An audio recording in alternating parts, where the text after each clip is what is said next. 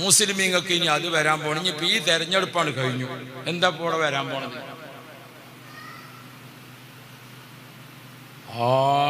അട്ടിമറിയാൻ പോണ മാതിരി കുറെ ആള് ബേജാറില്ല. ആരെങ്കിലും ഒരാൾ രാഷ്ട്രീയത്തിലോ മതത്തിലോ അല്ലാത്തതിലോ ഒക്കെ ഇവിടെ എന്തെങ്കിലുമൊക്കെ ഒന്ന് പറയുമ്പോഴൊക്കെ ഇത്ര പേടിക്കാൻ നിൽക്കേണ്ട കാര്യമുണ്ട് നമ്മള് ഉണ്ടോ? മുസ്ലിമീങ്ങൾക്ക് ഇനി വലിയ അങ്ങോട്ടാ പുണ്ണാക്കാണ് മുസ്ലിമീങ്ങൾക്ക്. അല്ലെങ്കിൽ മുസ്ലിമീങ്ങൾ എപ്പോഴാ പട്ടുമെത്തി കൂടെ പോകുന്നത്? ഇന്ത്യൻ ചരിത്രത്തിൽ മുസ്ലിങ്ങളെ ഇവിടെ നിന്ന് നാട് കടത്താൻ നേരത്തെ ബ്രിട്ടീഷുകാർ വന്നു, ഫ്രഞ്ചുകാർ വന്നു, ഒട്ടോമൻ രാജാക്കന്മാർ വന്നു. ആരൊക്കെ വന്നു? അവരൊക്കെ വന്നു ഇസ്ലാമിനെ നശിപ്പിക്കാൻ. എന്നിട്ടോ മുസ്ലിങ്ങൾക്ക് വല്ല പ്രശ്നം ഇവിടെ ഉണ്ടായോ? മക്കളെ, ഇത് ഇസ്ലാമാണ്. ഈ ഇസ്ലാമിനെ പണ്ട് ഫിറഔൻ നശിപ്പിക്കാൻ നോക്കിയിട്ട് ഒന്നും സംഭവിച്ചിട്ടില്ല. അതാ പറഞ്ഞു കൊടുക്കേണ്ടത്. ഈ ഇസ്ലാമിനെ പണ്ട് അബൂജഹൽ നശിപ്പിക്കാൻ നോക്കിയിട്ട് ഒന്നും സംഭവിച്ചിട്ടില്ല. ഇതാ പറഞ്ഞു കൊടുക്കേണ്ടത്. അല്ലാതെ ഞങ്ങളിങ്ങനെ ബേജാറാക്കി. ഇപ്പൊ നമ്മൾ പുതിയ തലമുറയിലെ കുട്ടികളെ കേൾക്കാൻ പാടില്ലാത്ത രീതിയിൽ സംസാരിക്കേണ്ടത് കുട്ടികളോടൊക്കെ നമ്മൾ പറയും. ചെറിയ മക്കളൊക്കെ നമ്മളൊപ്പം ഉണ്ടാവും. അപ്പോഴും നമ്മൾ പറയും, ഇനിയുള്ള കാലത്തൊക്കെ മുസ്ലിമായി ജീവിക്കാൻ കുറച്ച് പ്രയാസം തന്നെയാണ്. ആരും കേൾക്കും അത്. നമ്മളെ കുട്ടികളും കേൾക്കുന്നുണ്ട്. ഇന്ത്യയിലെ മുസ്ലിമീങ്ങൾക്ക് ഇനി അങ്ങോട്ട് പഴയ കാലത്തെ പോലെ ഒന്നും ജീവിക്കാൻ വരും, വലിയ കഷ്ടപ്പാടിന്. ഇത് കേൾക്കുമ്പോൾ കുട്ടികൾ വിചാരിക്കുന്ന മുസ്ലിം ആകണ്ട. നമ്മളെന്തിനാ ഇത് മക്കളോട് ഇങ്ങനെ പറയേണ്ട കാര്യം? ആര് പറഞ്ഞു ഇന്ത്യൻ മുസ്ലിങ്ങൾക്ക് ഇവിടെ ബേജാറാണ്? ഇന്ത്യൻ മുസ്ലിങ്ങൾക്ക് ബേജാറാണ്? ആരെങ്കിലും ഒരാൾ രാഷ്ട്രീയത്തിലോ മതത്തിലോ അല്ലാത്തതിലോ ഒക്കെ ഇവിടെ എന്തെങ്കിലുമൊക്കെ ഒന്ന് പറയുമ്പോഴൊക്കെ ഇത്ര പേടിക്കാൻ നിൽക്കേണ്ട കാര്യമുണ്ട് നമ്മള് ഉണ്ടോ? നിങ്ങൾ എന്താ വിചാരിക്കുന്നത്? നബിയുല്ലാഹി ആദം, അഷ്റഫുൽ വറ മുഹമ്മദ് മുസ്തഫ, അമ്പിയാക്കളെ ചരിത്രം വിശുദ്ധ ഖുർആൻ അനുസ്മരണമാണ് നമ്മളേത് മഹാന്മാരുടെ. 6666 ആയത്തുകളിൽ 1000 ചില്ലാനം ആയത്തും മഹാന്മാരുടെ അനുസ്മരണമാണ്. 1000 ചില്ലാനം ആയത്തും നബിയുല്ലാഹി ആദം, ഖലീലുല്ലാഹി ഇബ്രാഹിം, കലീമുല്ലാഹി. ഖുർആൻ ഏറ്റവും കൂടുതൽ അനുസ്മരിച്ച പ്രവാചകനാണ് മൂസാ നബി അലൈഹിസ്സലാം, അല്ലേ? നിങ്ങൾ ഓർത്തു നോക്കൂ, ഇബ്രാഹിം നബി അലൈഹിസ്സലാമിനെ നശിപ്പിക്കാൻ നമ്രൂദ് ഒരുക്കിയത് വലിയ അഗ്നികുണ്ടാരാണ്. ഇബ്രാഹിം നബിനെ തീയിലിട്ടു എന്ന് പറഞ്ഞാൽ നിങ്ങൾ എന്താ വിചാരിച്ചത്? നമ്മൾ അടുപ്പിൽ വെച്ചു എന്നാണ് വിചാരിച്ചത്? ഈ സ്ഥലത്തിന് എന്താ പറയാ നമ്മള്? ചൊക്കളിയോ? ഈ ചൊക്കളി ഒട്ടാകെ ഒരു മൈതാനിയായിട്ട് കൂട്ടിക്കോളിങ്ങൾ. അങ്ങനത്തെ ഒരു മൈതാനിയിൽ നിറയെ വിറക് ശേഖരിച്ചു. എന്നിട്ട് അതിന്റെ 4 മൂലയിൽ തീ കൊളുത്തി. ഓളി കത്തിയിട്ട് ആകാശത്ത് തൊട്ടില്ലെന്ന രീതിയിൽ പറക്കുന്ന പക്ഷി ജറക് കരിഞ്ഞിട്ട് താഴെ വീണു. അങ്ങനത്തെ തീയാണ് ഇബ്രാഹിം നബിക്കെതിരെ ഒരുക്കിയത്. ആര്? നമ്രൂദ്. ഇനി നിങ്ങൾ ആലോചിച്ച് നോക്കി, അങ്ങനെ ഇസ്ലാമിനെ നശിപ്പിക്കാൻ ഒരുങ്ങിയിട്ട് ഇന്ന് ഖലീലുല്ലാഹി നബി ഇബ്രാഹിം, ആ പേര് കേൾക്കുമ്പോഴേക്ക് ലോകത്ത് സിന്ദാബാദ് എന്ന് പറയാൻ 200 കോടി ജനങ്ങളുണ്ട്. നമ്രൂദിന്റെ പേര് കേൾക്കുമ്പോൾ സിന്ദാബാദ് എന്ന് പറയാൻ ആരെങ്കിലും ഒരാൾ ജീവിച്ചിരിപ്പുണ്ടോ? ആരെങ്കിലും ഒരാൾ ജീവിച്ചിരിപ്പുണ്ടോ? നിങ്ങൾ ആലോചിക്കണത്. ഒറ്റ ആളുണ്ടോ? മൂസാ നബി അലൈഹിസ്സലാമിനെതിരെ അതിശക്തമായിട്ട് രംഗത്ത് വന്നതാരാ? ഫിർഔൻ ലഅനത്തുല്ലാഹി അലൈഹിയാണ്. ആരാണ് ഫിർഔൻ? അന റബ്ബുക്കുമുൽ അഅല, ഞാനാണ് ഏറ്റവും വലിയ പടച്ചോൻ. ഇനി വേറൊരു അള്ളയെ റബ്ബ് വെക്കണമെങ്കിൽ ഇന്റെ താഴെ അല്ലാതെ ഇന്റെ മേലെ അല്ല. അതാണ് ഫിർഔൻ. വഫിർഔനദിൽ ഔതാദ്, ഫിർഔന് എതിരെ സംസാരിക്കുന്നവരെ ചുട്ടുപൊള്ളുന്ന ഇരുമ്പിന്റെ പലക പഴുപ്പിച്ചിട്ട് അതിന്മേൽ മലർത്തി കിടത്തിയിട്ട് ആണി അടിച്ചു ഉറപ്പിച്ചിട്ട് തുറക്കപ്പെട്ട ദ്വാരങ്ങളിലൊക്കെ, മുന്തുവാരത്തിലും ബിന്ദുവാരത്തിലും വായിലും ഒക്കെ ആ ഇരുമ്പിന്റെ ആണി പഴുപ്പിച്ച് കടത്തിയിരുന്ന, ശിക്ഷ കൊടുത്തിരുന്ന ആളാണ് ആര്? ഫിറഔൻ. അങ്ങനെ ഇസ്ലാമിനെ നശിപ്പിക്കാൻ ഫിറഔൻ വന്നിട്ട് നിങ്ങൾ ഓർത്തു നോക്കി, കലീമുല്ലാഹി മൂസ, 200 കോടി ജനങ്ങൾ ഇന്നും പറയും സിന്ദാബാദ് മൂസാ നബിക്ക് അലൈഹിസ്സലാം. ഫിറഔന്റെ പേരിൽ സിന്ദാബാദ് വിളിക്കണ ഒറ്റ ആളെ കാണിച്ചു തരും.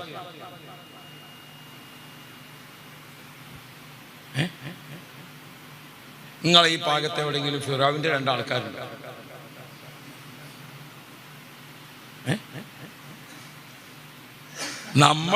നമ്മളെ പറ്റി പഠിക്കണം.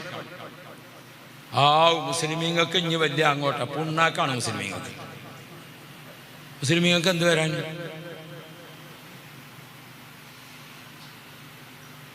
അബൂജഹലിന്റെ ആളുകൾ എന്താ ചെയ്തത്?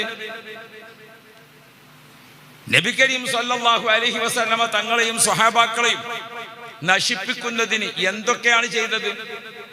കയ്യും കണക്കും അല്ലാത്ത കാര്യങ്ങൾ ചെയ്തു. എത്ര കാര്യങ്ങൾ ചെയ്തു? യാ റബ്ബ് യാ റബ്ബ്. ഒന്നും രണ്ടും നാലും കാര്യങ്ങളല്ല അല്ലേ? അല്ലാഹു റബ്ബി. അങ്ങനെ അബൂജഹൽ ഇതൊക്കെ ചെയ്തിട്ട്, ഇത്ര വലിയ കാര്യങ്ങളൊക്കെ ചെയ്തിട്ട്, ആ അബൂജഹലിന്റെ പേരിൽ 2 അനുയായികൾ ഇവിടെ എവിടെയെങ്കിലും ഉണ്ടോ? മുഹമ്മദ് മുസ്തഫ. ആ പേര് കേൾക്കുമ്പോഴേക്ക് സിന്ദാബാദ് വിളിക്കാൻ എത്ര കോടികളാണ്. അതുകൊണ്ട് ഈ ഇസ്ലാം ഇവിടുന്നാണ് ഇല്ലാതെയാകും എന്നൊന്നും ആരും വിചാരിക്കണ്ട. നമ്മുടെ വീട്ടിലൊക്കെ വളർന്നു വരുന്ന കുട്ടികളെ കേൾക്കത്തക്ക രീതിയിൽ ഒരാളും അത്തരം താഴ്ന്ന ചർച്ച ചെയ്യരുത്. മുസ്ലിമീങ്ങൾക്ക് ബുദ്ധിമുട്ടാണ് ഇവിടുന്ന് അങ്ങോട്ട്. എന്ത് ബുദ്ധിമുട്ട്? അല്ലെങ്കിൽ മുസ്ലിമീങ്ങൾ എപ്പോഴാണ് പട്ടുമെത്തി കൂടെ പോകുന്നത്?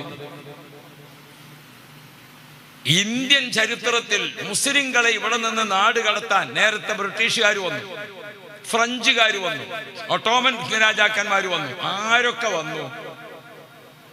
അവരൊക്കെ വന്നു ഇസ്ലാമിനെ നശിപ്പിക്കാൻ. എന്നിട്ടോ മുസ്ലിങ്ങൾക്ക് വല്ല പ്രശ്നം ഇവിടെ ഉണ്ടായോ?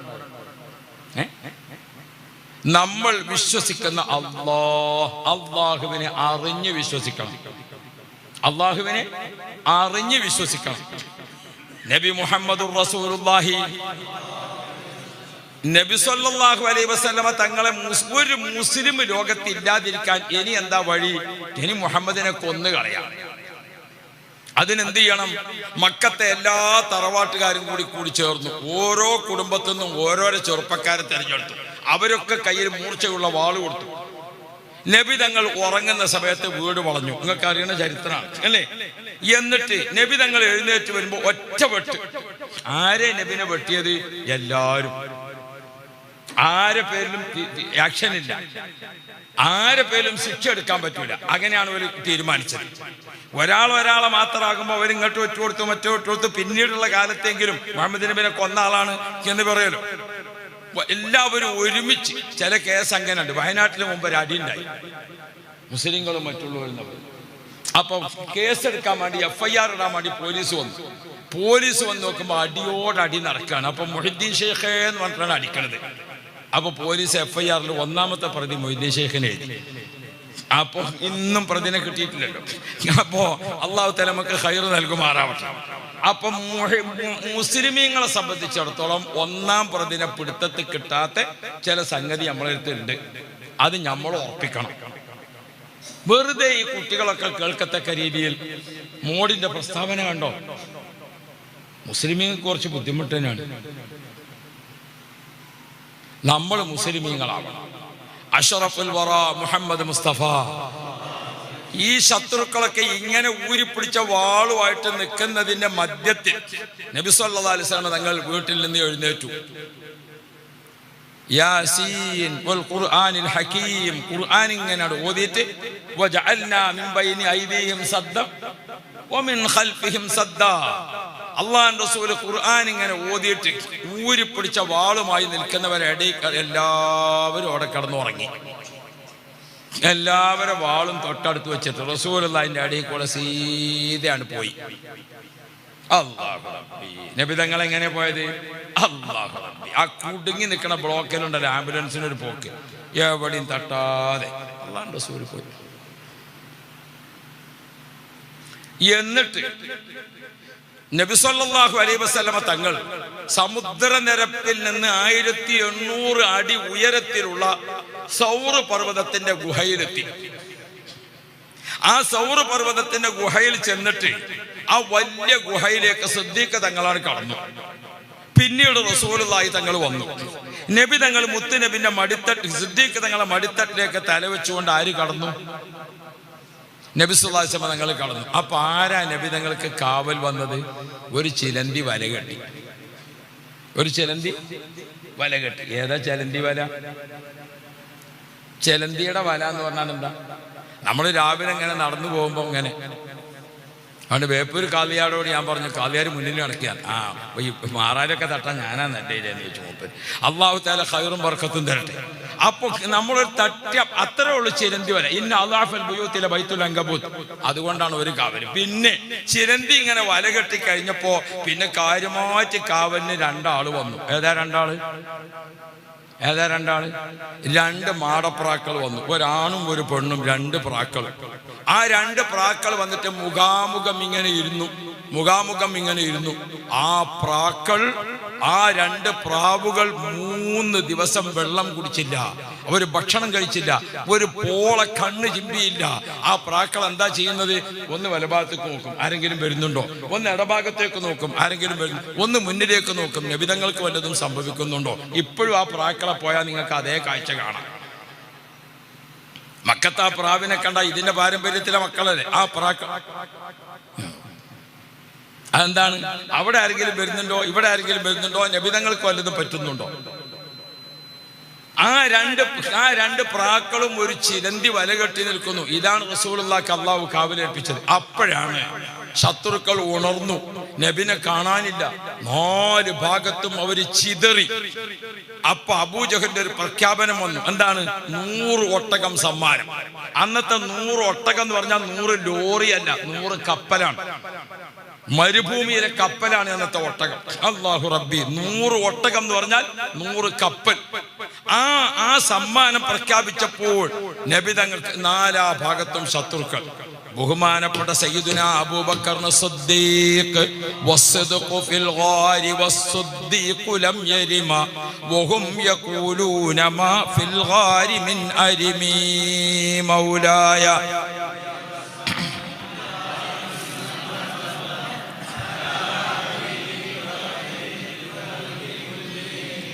നബി കരീം സല്ലല്ലാഹു അലൈഹി വസല്ലമ തങ്ങൾ ഗാർ സൗറിൽ നബിതങ്ങൾ ഇരിക്കാൻ മഹത്തിൽ റസൂൽ. അപ്പോ സിദ്ദീഖ് റളിയല്ലാഹു അൻഹു മുകളിലേക്ക് ഇങ്ങനെ നോക്കി. നമ്മളെ കണ്ടങ്ങളി ഇത്രയും ആളുകളൊക്കെ ഒന്നായിട്ട് നിറഞ്ഞു നിൽക്കാണോ. നമ്മളൊരു ഇമാമിനെ കാണാൻ ഇങ്ങനെയൊക്കെ വെച്ചിട്ട് ചെറിയൊരു ദ്വാരം പണി. ബഹുമാനപ്പെട്ട സിദ്ദീഖ് തങ്ങളും നബി സല്ലല്ലാഹു അലൈഹി വസല്ലം തങ്ങളും താമസിക്കുന്ന ആ ഗുഹയുടെ മുകൾ ഭാഗത്ത് ആരും ശ്രദ്ധിക്കപ്പെടാത്ത ഒരു ദ്വാരം. അവിടെ വന്നിട്ട് ശത്രു ഇങ്ങനെ ചവിട്ടി നിന്നപ്പോ സിദ്ദീഖ് തങ്ങൾ ഇങ്ങനെ നോക്കുമ്പോ ഒരാളെ കാലടിന്റെ വെളുപ്പ് ഇങ്ങനെ കാണുന്നുണ്ട്. രംഗം നിങ്ങൾ മനസ്സിലാക്കണം.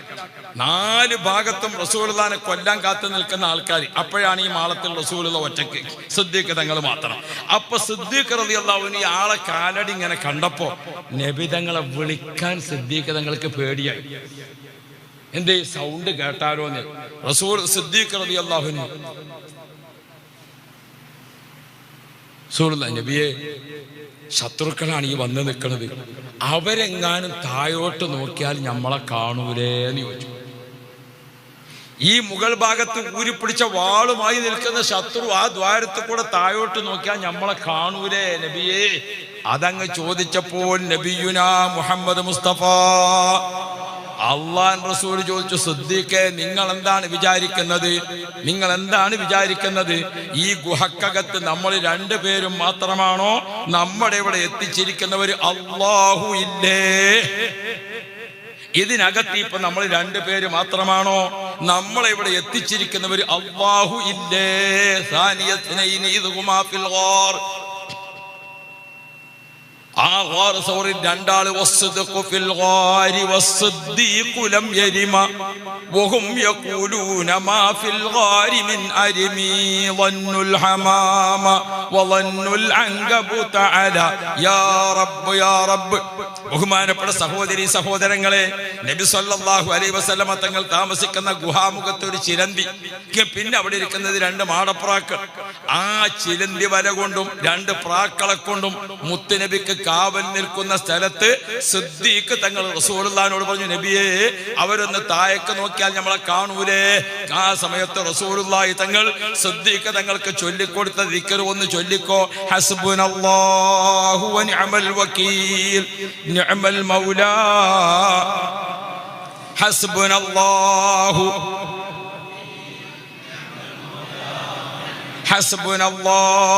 വനിഅമൽ വകീൽ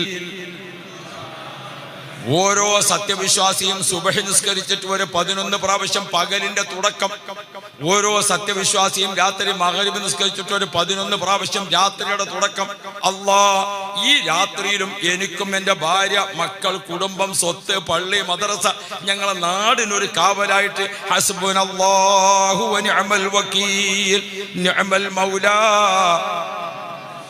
ഹബീബായ മുഹമ്മദ് മുസ്തഫ അള്ളാഹുവിന്റെ റസൂൽ സിദ്ദീഖ് തങ്ങൾക്ക്, സിദ്ദീഖേ, നിങ്ങൾ എന്താ വിചാരിക്കുന്നത്? ഈ ഊരിപ്പിടിച്ച വാള് അവരെ കയ്യിലാണോ ഇസ്ലാം? അല്ലാഹു തആല അല്ലേ നമ്മളെവിടെ എത്തിച്ചത്? നമുക്ക് ഈ സുരക്ഷിത താമസം നൽകിയത് അല്ലാഹു അല്ലേ? ആ അല്ലാഹു നമ്മുടെ കൂടെ ഇല്ലേ?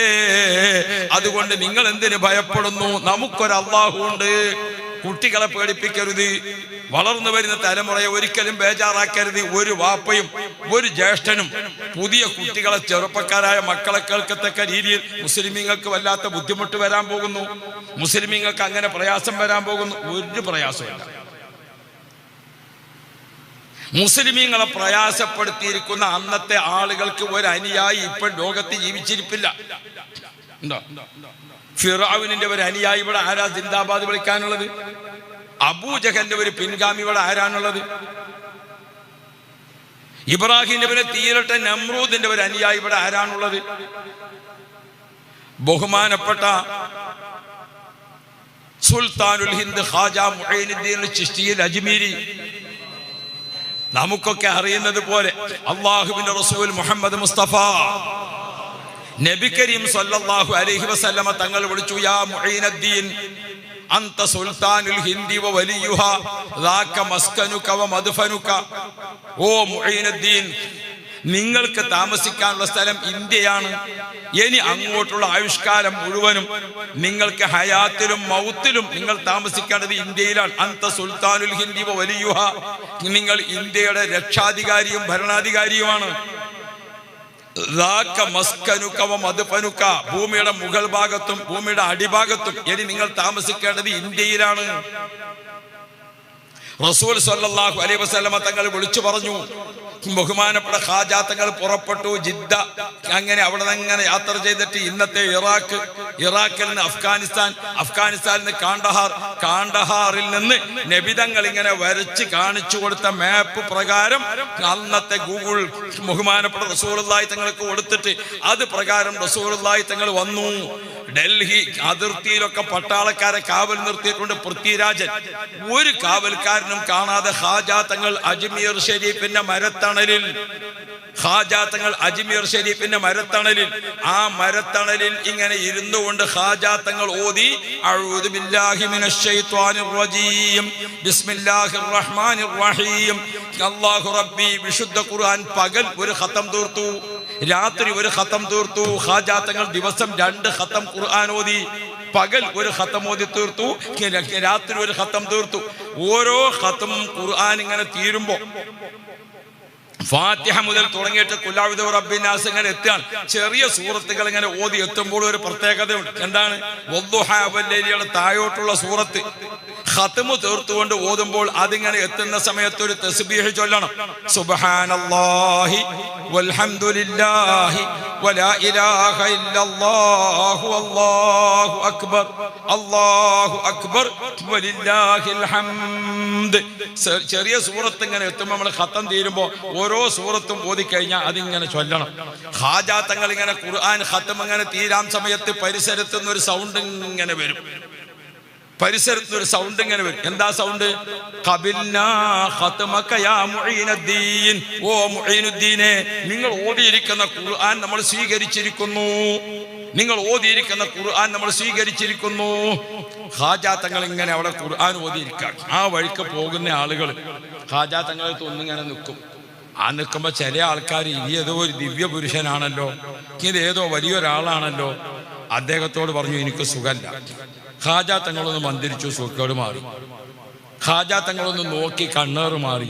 അങ്ങനെ പ്രസിദ്ധം പ്രസിദ്ധം പ്രസിദ്ധം പ്രസിദ്ധം അല്ലാഹു റബ്ബി. അപ്പോഴേക്കും നേരത്തെ പൃഥ്വിരാജനെ കൈരേഖ നോക്കിയിട്ടോ സ്വപ്ന വ്യാഖ്യാനത്തിൽ ഒരാൾ പറഞ്ഞിട്ടുണ്ട്, അന്യ രാജ്യത്ത് നിന്ന് വരുന്ന ഒരു ഫക്കീർ ഈ രാജ്യത്ത് നിങ്ങളെ ഭരണം നശിപ്പിക്കുമെന്ന് പറഞ്ഞിട്ടുണ്ട്. അത് പ്രകാരം ആ ഫക്കീർ ഇയാൾ തന്നെ എന്ന് മനസ്സിലാക്കി. ഖാജ തങ്ങളെ നശിപ്പിക്കാൻ അന്നത്തെ പൃഥ്വിരാജൻ എന്തൊക്കെ ചെയ്തു. പൃഥ്വിരാജന്റെ അനുയായികൾ ആരെങ്കിലും ഉണ്ടോ? ബഹുമാനപ്പെട്ട ഖാജ മുഈനുദ്ദീൻ ചിശ്തി അജ്മീരി, يا شيخنا يا قطب دائرة الولاية غوثنا المدد يا شيخ أجمير معين الدين لا إله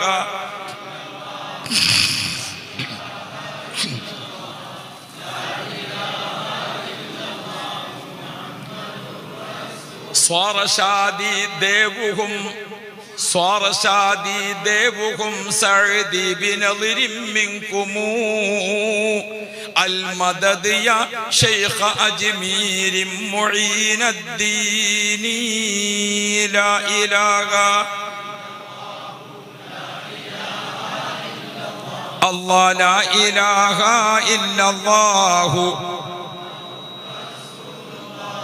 യാ റബ്ബ് യാ റബ്ബ്. ഖാജ തങ്ങളെ പറ്റി എത്ര മദ്ഹാണ് നടക്കണേ, എത്ര മൗലിദ നടക്കണേ, എത്ര ദിക്റാ നടക്കണേ, എത്ര സ്വലാത്താ നടക്കണത്. ഇന്നും ഇന്ത്യയിൽ ഏറ്റവും കൂടുതൽ മുസ്ലിങ്ങൾ സിയാറത്ത് ചെയ്യുന്ന കേന്ദ്രം എവിടെയാണ്? പൃഥ്വിരാജിന്റെ അടുത്ത് എത്ര ആൾ സിയാറത്ത് ചെയ്യുന്നുണ്ട്? എന്നിട്ട് വെറുതെ നമ്മുടെ മക്കളെ പറഞ്ഞ് പേടിപ്പിക്കുക. വാപ്പാരാകാൻ പഠിച്ചാൽ പോരാ, രക്ഷിതാവാകാൻ പഠിക്കണം. വാപ്പിമ്യാകുക എന്നുള്ളത് വലിയ യോഗ്യത ഒന്നുമല്ല, അതെല്ലാ ജീവികളിലും ഇല്ല. ഞാൻ മക്കളെ കേൾക്കത്തക്ക രീതിയിൽ എന്ത് പറയണം? പുതിയ തലമുറയെ വെറുതെ എന്തിനു പേടിപ്പിച്ച് നിർത്തണം? നമ്മൾ പുതിയ കുട്ടികൾക്ക് ഈമാൻ കൊടുക്കണം. മക്കളെ, ഇത് ഇസ്ലാമാണ്. ഈ ഇസ്ലാമിനെ പണ്ട് ഫിറഔൻ നശിപ്പിക്കാൻ നോക്കിയിട്ട് ഒന്നും സംഭവിച്ചിട്ടില്ല, അതാ പറഞ്ഞു കൊടുക്കേണ്ടത്. ഈ ഇസ്ലാമിനെ പണ്ട് അബൂജഹൽ നശിപ്പിക്കാൻ നോക്കിയിട്ട് ഒന്നും സംഭവിച്ചിട്ടില്ല, ഇതാ പറഞ്ഞു കൊടുക്കേണ്ടത്. അല്ലാതെ ഞങ്ങളിങ്ങനെ ബേജാറാക്കി. പണ്ട് മദ്രസയിൽ ഉസ്താദ് വന്നു. അയാൾ കുട്ടികളോട് പറഞ്ഞു, ഇന്ന് ഖിയാമത്ത് പാഠം. കുട്ടികൾക്കൊക്കെ ബേജാറായി. മൂപ്പരെല്ലാം കൂടി കണ്ടിട്ട് ഖിയാമത്ത് ദജ്ജാൽ വരും, ദജ്ജാലിന്റെ ശേഷം സൂര്യൻ പടിഞ്ഞാറൊന്ന് ഉദിക്കും, മലകളൊക്കെ പൊടിപൊടിയാകും, മരങ്ങളൊക്കെ പാറിപ്പറക്കും. ഇതൊക്കെ കൂടെ പറഞ്ഞപ്പോൾ ഒരു കുട്ടി ചോദിച്ചു, അന്ന് മദ്രസ ഉണ്ടാവുമോ ചോദിച്ചു.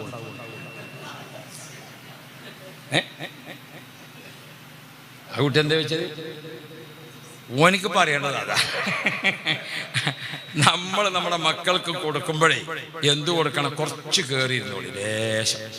എന്നാലും ബാക്കിൽ വരുന്ന ആളുകൾക്ക് ഇനി ഇരിക്കാം. അതിങ്ങനെ അവിടുന്ന് ഇങ്ങനെ ആക്കിയാൽ പോരാ, ഉടലോട് കൂടെ പോകാൻ. ഷർഫോ അങ്ങോട്ട് പോരി. ഷറഫുദ്ദീൻ സക്കാഫി ഇവിടെ അപ്പുറത്തെ പള്ളിയിലെ ഇമാമാണ്, അറിയാലോ അല്ലേ? ഇൻഷാ അല്ലാഹ് അള്ളാഹു ഖൈർ തരട്ടെ. ഞാൻ അപ്പുറത്ത് പുറത്തുനിന്ന് വാതിലിങ്ങനെ ചില ആളിങ്ങനെ നോക്കുന്നുണ്ട്, നമ്മൾക്ക് സീറ്റുണ്ടോ? അതിന് എ സിയിലിങ്ങനെ ഇരിക്കുന്നത്. നമ്മളെ നാട്ടിലെ പള്ളിയിൽ, അകത്തെ പള്ളിയിൽ ആരും ഉണ്ടാകില്ല. ഇപ്പം നോക്കുമ്പോൾ അകത്തെ പള്ളി ആദ്യം ഫുള്ളാകുകയാണ്. എന്താ കാരണം? അതല്ല, അങ്ങനെ തറാവീഹ് നിസ്കാരത്തിന് അകത്തെ പള്ളിയിൽ ആരും ഉണ്ടാകലില്ല. ഇപ്പം നോക്കുമ്പോൾ ആദ്യം ഫുള്ളാകുന്നത് എവിടെ? പഴയ കാരണന്മാരൊക്കെ വന്ന് നോക്കുമ്പോൾ ഒരു പുറത്തായി പോയി. അങ്ങനെ കാരണന്മാരെല്ലാം കൂടി രണ്ടാമത്തെ പള്ളി എ സി ആക്കാൻ തീരുമാനിച്ചു. അൽഹംദുലില്ലാഹ്. പെണ്ണുങ്ങൾ പ്രസവിച്ച അൽഹംദുലില്ലാഹ് 2 കുട്ടികളാണ്. സുമ്മ അൽഹംദുലില്ലാഹ് എന്ന് പറഞ്ഞ പോലെ ഇതിപ്പോൾ എല്ലാത്തിനും അൽഹംദുലില്ലാഹ്. അള്ളാഹു നമുക്ക് ഖൈർ തരട്ടെ. ഞാൻ പറഞ്ഞു വരുന്നത് ഇസ്ലാം, അത് ലാ ഇലാഹ ഇല്ലല്ലാഹ് മുഹമ്മദുർ റസൂലുള്ളാഹ്, അതാണ് ഇസ്ലാം. ആ ഇസ്ലാമിലാണ് നമ്മൾ നിൽക്കുന്നത്. ശാസ്ത്രം കണ്ടുപിടിച്ച അള്ളയല്ല, നമ്മളെ ഗവേഷണത്തിൽ കൂടെ കിട്ടിയ അള്ളയല്ല. നമുക്കൊരു അള്ളാഹു ഉണ്ട്. ആ അള്ളാഹു സുബ്ഹാനഹു വ തആല ഇവിടെ ലോകത്ത് ദീൻ നടപ്പാക്കിയിട്ട് നമുക്ക് എത്തിച്ചെന്ന ഒരു രീതിയുണ്ട്. അത് അള്ളാഹു നിശ്ചയിച്ച മധ്യവർത്തികളിലൂടെയാണ്. അള്ളാഹു നിശ്ചയിച്ചിരിക്കുന്ന അതാണ്. അവരുടെ പേര് ലോകത്ത് എവിടെയും നിങ്ങൾ നോക്കൂ, നബി മുഹമ്മദ് മുസ്തഫ, അതാണ് ചൊല്ലുമ്പോഴേക്ക്. അതേ സമയത്ത് മുസ്ലിമീങ്ങളാണ് എന്ന് പറയും, പക്ഷേ ഓൽക്ക് ഏതുണ്ടാവില്ല, ആ സ്വലാത്ത് ഉണ്ടാവില്ല. അത് പിന്നെ ഞാൻ നേരത്തെ പറഞ്ഞല്ലോ, നമ്മൾ ലോകത്ത് ഇങ്ങനെ ഒരു സഞ്ചരിക്കാം. ഞാനിപ്പോൾ എൻ്റെ ഈ ചെറിയ പ്രായം ഞാൻ വെറുതെ പറഞ്ഞതല്ല, എനിക്ക് അങ്ങനെ അധികം വയസ്സൊന്നും ആയിട്ട്. താടി നരച്ചത് നോക്കണ്ട, അതൊരു തമാശക്ക് നരച്ചതാണ്. നിങ്ങൾക്ക് അറിഞ്ഞൂടെ നമ്മൾ അല്ലേ? നിങ്ങളിപ്പം ദുബായിലുണ്ടോ? ഞങ്ങൾക്ക് ദുബായിൽ കച്ചവടം, നമുക്ക് സുന്നത്തിന്റെ തൊപ്പി മൂപ്പര് തന്നെ. അള്ളാഹു തആല ഖൈറ് തരട്ടെ. ഇപ്പൊ കച്ചവടം ഉണ്ടോ? അപ്പൊ ഇരിക്കട്ടെ. ഞാൻ ഓർമ്മപ്പെടുത്തുന്നത്, ഞങ്ങൾക്ക് അത്ര വരെ പ്രായം തരും. ഇപ്പൊ ഞാൻ മണി കൃത്യമായിട്ട് പറഞ്ഞു തരും ചെയ്യും. 1900 കുറെ ഇപ്പുറത്താണ് ഞാൻ ജനിച്ചത്. അതിന്റെ മുമ്പിൽ എത്രയോ ആള് കഴിഞ്ഞുപോയി. അള്ളാഹു എല്ലാവർക്കും ഖൈറ് തരട്ടെ. ഹബീബുന മുഹമ്മദ് മുസ്തഫ. എൻ്റെ ചെറിയ പ്രായത്തിൽ ഞാൻ ഏകദേശം ഒരു 27 രാജ്യങ്ങളിൽ പോയി ഇസ്ലാമിക ചരിത്ര പഠനവുമായി ബന്ധപ്പെട്ടു. നമ്മൾ ഈ ലോകത്ത് മുഴുവനും യാത്ര ചെയ്താൽ ലോകത്തെ ഏറ്റവും കൂടുതൽ ഇസ്ലാമിക ചരിത്രം നിൽക്കുന്ന ഒരു പ്രധാന രാജ്യമാണ് ബഗ്ദാദ് തലസ്ഥാനമായ ഇറാഖ്. ഇറാഖിലെ മഹാന്മാരെ ചരിത്രം രേഖപ്പെടുത്തിയിട്ട് ഓരോ വാള്യവും 1000-ലധികം പേജുണ്ട്. ഇമാം ഖതീബ് തിബിരിസി റളിയല്ലാഹു അൻഹുവിന്റെ താരീഖ് ബഗ്ദാദ് ആലിമീങ്ങൾക്കൊക്കെ പരിചയമുള്ള കിതാബാണ്. ഇമാം ഖതീബ് തിബിരിസി റളിയല്ലാഹു അൻഹു താരീഖ് ബഗ്ദാദ് ഓരോ വാള്യവും 1000 പേജിലധികമുണ്ട്. 40 വാള്യം എഴുതിയിട്ടും ബഗ്ദാദിൽ മാത്രം ജീവിച്ച മഹാന്മാരെ ചരിത്രം തീർന്നിട്ടില്ല. ഒരു കേരളക്കാരന്റെ ചരിത്രം അതിലില്ല, ഒരു ഈജിപ്തുകാരന്റെ ചരിത്രം അതിലില്ല, ഒരു മദീനക്കാരന്റെ ചരിത്രം. അതിലുള്ളതൊക്കെ ആരെ ചരിത്രം മാത്രം? ബഗ്ദാദിലെ മാത്രം. എന്തേ? ഗൗസുൽ ആലം ഷേഖ് മുഹീദ്ദീൻ ഷേഖ് റളിയല്ലാഹു അൻഹുവിനെ ഗർഭം ധരിച്ച ആ കാലയളവിൽ സുബ്ഹാനല്ലാഹ് ആ നാട്ടിൽ 1000 പെണ്ണുങ്ങൾ ഗർഭിണികളായിട്ടുണ്ട്. മുഹീദ്ദീൻ ഷേഖ് റളിയല്ലാഹുവിനെ പ്രസവിച്ച അന്നത്തെ രാത്രി 1000 സ്ത്രീകൾ പ്രസവിച്ചു. അതൊക്കെ ആൺകുട്ടികളാണ്. അവരൊക്കെ ഔലിയാക്കളായി. അത് മുഹീദ്ദീൻ ഷേഖ് തങ്ങൾ ജനിച്ച അന്ന് ജനിച്ചു എന്നതിന്റെ ബഹുമതിയാണ്. ഈ ദീൻ നിലനിർത്തുന്നവൻ അള്ളാഹുവാണ്. അള്ളാഹുവിനെ പറ്റി പഠിക്കണം നമ്മൾ. അള്ളാഹു സുബ്ഹാനഹു വ തആല വളരെ വളരെ വളരെ ചെറിയ അല്ലാഹു റബ്ബി ചിലന്തി വല കൊണ്ട് കാവൽ നൽകും അല്ലാഹു തആല. മാടപ്രാവിനെ കൊണ്ട് കാവൽ നിർത്തിയിരിക്കണം അല്ലാഹു തആല. നമ്മൾ പഠിക്കണം. മുസ്ലിമീങ്ങൾക്ക് ഇനി അത് വരാൻ പോണ. ഇനിയിപ്പോ ഈ തെരഞ്ഞെടുപ്പാണ് കഴിഞ്ഞു, എന്താ പോടെ വരാൻ പോണത്?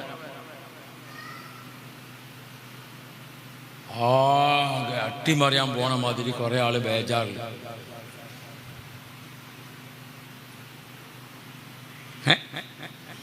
ഇതൊക്കെ കൂടെ പറഞ്ഞിട്ട് പുതിയ തലമുറയെ ആരും ബേജാറാക്കല്ലേ. മക്കള് ജനിക്കട്ടെ. ഞാൻ പണ്ട് ഒരിക്കൽ പെരിന്തൽമണ്ണ എന്ന് പറഞ്ഞ സ്ഥലമുണ്ട് മലപ്പുറം ജില്ലയിൽ. അവിടെ രാത്രി ഇങ്ങനെ നിൽക്കുമ്പോൾ 2 ആളുകൾ ഇങ്ങനെ സംസാരിക്കണം. അന്ന് ഈ കുടുംബാസൂത്രണം വന്ന കാലം. മക്കളെ നിയന്ത്രിക്കാൻ വേണ്ടിയിട്ട് ഒരു ചിഹ്നം ഉണ്ടായിരുന്നില്ല, ഇങ്ങനെ വരച്ചിട്ട് കുട്ടികൾ 2 3 2 മതി. ഇത് വായിച്ചിട്ട് 2 ആൾ പറഞ്ഞു, ഇതേതായാലും ഗവൺമെന്റ് നല്ല തീരുമാനമാണ്. ഏതായാലും പാതിരാക്കി ഞാനിങ്ങനെ അവിടെ ബസ് സ്റ്റാൻഡിലേക്ക്. അപ്പം ഞാൻ പറഞ്ഞു, അതിലേറെ നല്ല തീരുമാനം വേറെ ഉണ്ടായിരുന്നു. ഞാൻ എന്താന്ന് വെച്ചു, ഇത് ജനിക്കാൻ പോകുന്ന കുട്ടികളല്ലേ, അവർ ജനിക്കട്ടെ. ജനിക്കണ കുട്ടികളെ കൂട്ടത്തിൽ മഹാത്മാഗാന്ധിക്ക് പോലെ പണ്ട് ജവഹർലാൽ പോലത്തെ ആളുകളൊക്കെ ഉണ്ടാവും ജനിക്കണ കൂട്ടത്തിൽ. ഇങ്ങക്ക് 2 വയസ്സായില്ലേ, നിങ്ങളൊക്കെയാണ് സൂചി വെക്കുകയാണ് വെച്ചാൽ ഇതിലേറെ നല്ലതാന്ന്. അല്ല, ചിലത് നമ്മൾ അപ്പോഴൊക്കെ പറയേണ്ടി വരും. അപ്പൊ പിന്നെ ബാക്കി എന്തെന്ന് ഇപ്പം ഞാൻ പറയണില്ല. ഞാൻ ഓർമ്മപ്പെടുത്തുന്നത്, വരാൻ പോകുന്നത് വരും. നമ്മൾ ആരും തടഞ്ഞിട്ട് നിൽക്കൂല. നമ്മൾ അതിലൊക്കെ ഒരു ഖൈർ, എന്തൊക്കെ സംഭവിച്ചാലും നമ്മുടെ കാവൽ അള്ളാഹുവാണ്, ഒരു പട്ടാളമല്ല. നമ്മുടെ കാവൽ അള്ളാഹുവാണ്, ഒരു ഭരണാധികാരിയല്ല. നമ്മുടെ കാവൽക്കാരൻ റബ്ബാണ്, ഒരായുധവും അല്ല. അള്ളാഹ് എന്ന വിശ്വാസത്തിൽ മുസ്ലിമീങ്ങൾ നിൽക്കണം. ഞമ്മക്കൊണ്ട് അള്ളാഹിനും വിശ്വാസമല്ല, ഗവൺമെന്റിനും വിശ്വാസമല്ല, പട്ടാളത്തിനും വിശ്വാസമല്ല. പിന്നെ ആരെയും നമ്മൾ നിർത്തുന്നത്? ഇതല്ല അടുത്ത തലമുറക്ക് കൊടുക്കേണ്ടത്. ബഹുമാനപ്പെട്ട ശൈഖുന സുൽത്താൻ ഉലമ AP ഉസ്താദ് പ്രസ്താവന ഇറക്കിയല്ലോ നേരത്തെ. പള്ളി പൊളിച്ചിട്ട് മുസ്ലിമീങ്ങളൊക്കെ വികാരം പൂർണ്ണപ്പെടുത്തിയിട്ട് മുസ്ലിമീങ്ങൾ ഇവിടെ ഒരു സമരത്തിന് ഒരുങ്ങും എന്നാരും വ്യാമോഹിക്കേണ്ടതില്ല. സമാധാനപരമായി നിൽക്കാനുള്ള. അതുകൊണ്ട് നമ്മൾ ഒരിക്കലും അടുത്ത തലമുറയെ ബേജാറാക്കുന്ന രീതിയിൽ ആരും സംസാരിക്കരുത്. റബ്ബ് നമുക്ക് കാവൽ നൽകുമാറാവട്ടെ.